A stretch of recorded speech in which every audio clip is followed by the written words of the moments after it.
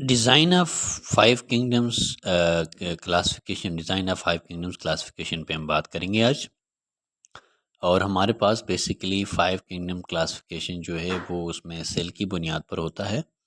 और अगर हम सेल की बुनियाद पर बात करेंगे तो हमारे पास जो है ना एक जो आता है सिंगल सेल वाले जानदार हैं। और ये सिंगल सेल वाले जानदार मज़ीद दो जानदारों में कन्वर्ट होते हैं।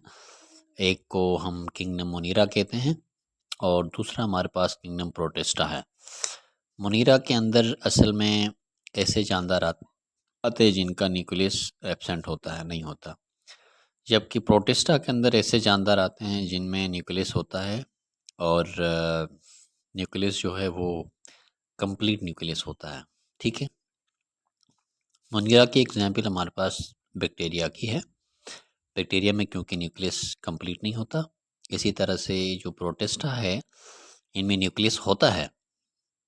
जैसे प्रोटोजोआज वगैरह हैं, जैसे प्रोटोजोआ में आता है, पैरामीशियम, जुगलीना वगैरह ये हमारे पास आते हैं। ठीक है। इसी तरह अगर हम बात करें दूसरा तरफ मल्टीसेलुलर्स की तरफ, तो मल्टीसेलुलर्स में हमारे पास तीन तरह के जानदार हैं। सेल की बुनियाद पर अगर हम उनको डिस्कस करते हैं तो एक में हमारे पास आता है फंजाई आता है, दूसरे में हमारे पास जो है वो प्लांटी, किंगडम प्लांटी इसे हम कहते हैं, और तीसरे चौथे नंबर पे हमारे पास एनिमेलिया आता है। ये तीन किंगडम्स हैं जो मल्टी सोल्जर्स पे बेस करते हैं, जो तो ऑलरेडी हम प्रोटेस्टा मुनीरा के बाद। और किंगडम एनिमेलिया के अंदर ऐसे जानदार हैं जिसमें सेल वॉल नहीं होता और इसी तरह से किंगडम फंजाई के जो जानदार इनमें सेल वॉल होता है और किंगडम प्लांटी हैं उनमें भी सेल वॉल होता है। ठीक है। तो हम डिस्कस करने जा रहे हैं एनिमेलिया के ऊपर। तो एनिमेलिया में नो सेल वॉल, इनमें से में सेल वॉल नहीं होता। इसमें जैसे कि ये तमाम जानदार इसमें बर्ड्स आते हैं और जितनी भी फिशेस हैं वो सारी इसी के अंदर शामिल हैं।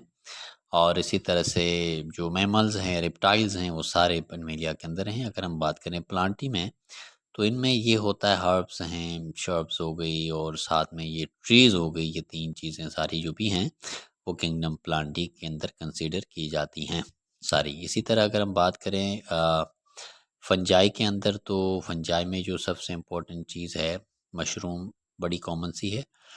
लेकिन फंजाई और प्लांटी में जो बेसिक डिफरेंस है वो डिफरेंस ये है कि नो क्लोरोफिल, फंजाई में क्लोरोफिल नहीं होता, इसलिए फंजाई अपनी फोटोसिंथेसिस ग़िज़ा तैयार नहीं कर सकती। जबकि प्लांट्स में क्लोरोफिल होता है और अपनी ग़िज़ा ये खुद तैयार कर सकते हैं। तो लिहाजा डिज़ाइन ऑफ फाइव किंगडम्स में सेल अहम रोल अदा करता है।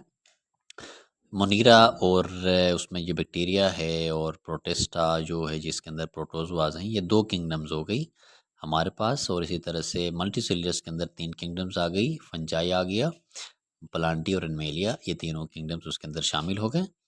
और इसमें सेल वॉल नहीं है जैसे प्लांटी। और इसमें जो बेसिक डिफरेंस है जो एनिमेलिया के अंदर वो सेल वॉल है। एनिमेलिया में जैसे बर्ड्स, फिशेस और मैमल्स वगैरह तीनों चीज़ें आ गई और प्लांटी के अंदर ये हर्ब्स ट्रीज आ गई। और फंजाई के पास नो क्लोरोफिल और प्लांटी में क्या है, क्लोरोफिल होता है। ये डिफरेंस है इन दोनों के बीच में।